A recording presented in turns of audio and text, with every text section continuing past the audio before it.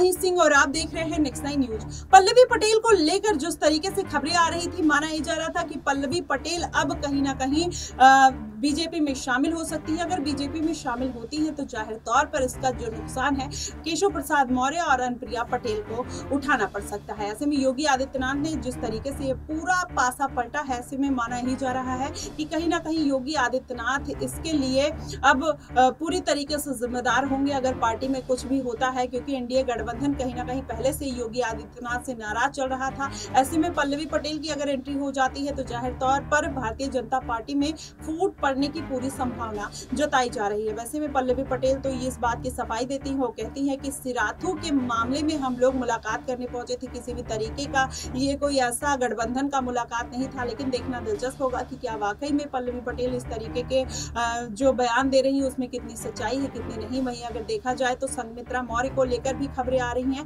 कि संघमित्रा मौर्य भी अब कहीं ना कहीं बीजेपी छोड़कर मायावती का रुख कर सकती हैं। वाकई में अगर संघमित्रा मौर्य भी बीजेपी छोड़ देती हैं तो जाहिर तौर पर भारतीय जनता पार्टी की मुश्किलें खड़ी हो जाएंगी। वहीं अपर्णा यादव को लेकर अखिलेश यादव जिस तरीके से साधने का प्रयास कर रहे हैं, अपर्णा यादव को भारतीय जनता पार्टी ने किसी भी तरीके की कोई जिम्मेदारी नहीं दी। तो देखिए किस तरीके के जो समीकरण बन रहे हैं वो कहीं ना कहीं भारतीय जनता पार्टी के खिलाफ जाते हुए नजर आ रहे हैं। अखिलेश यादव ने आज माता प्रसाद पांडे को कहीं ना कहीं देखा जाए नेता प्रतिपक्ष बना दिया। ऐसे में खबरें ये आ रही है कि शिवपाल यादव कहीं ना कहीं अखिलेश यादव से नाराज है। तो अगर ये पूरा माहौल देखा जाए तो इस बार का उपचुनाव जो है कहीं ना कहीं सभी पार्टियां साधने का प्रयास कर रही हैं, लेकिन किसके हक में वो इस बार का चुनाव जाता है, क्या मायावती साध लेती हैं या चंद्रशेखर आजाद है, यहाँ पर अखिलेश यादव मैदान में है।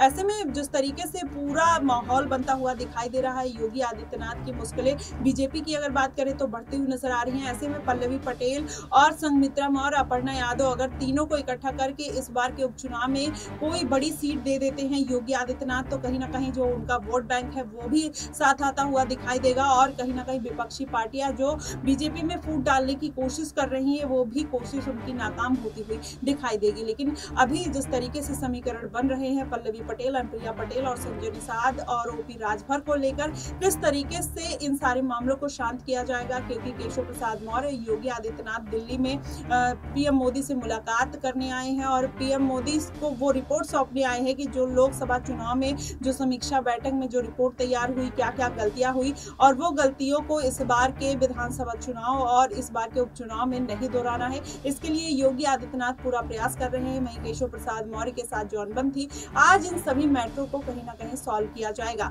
अब ऐसे में देखना होगा कि योगी आदित्यनाथ ही सीएम पद पर बने रहेंगे या फिर इन तमाम मुद्दों को लेकर घिरते हुए पीएम मोदी उनको नजर आते हैं। आपको क्या कुछ लगता है, आप हमें कमेंट बॉक्स में जरूर बताइएगा। फिलहाल के लिए बस इतना ही। देश और दुनिया की तमाम खबरों के लिए हमारे साथ बने रहिएगा।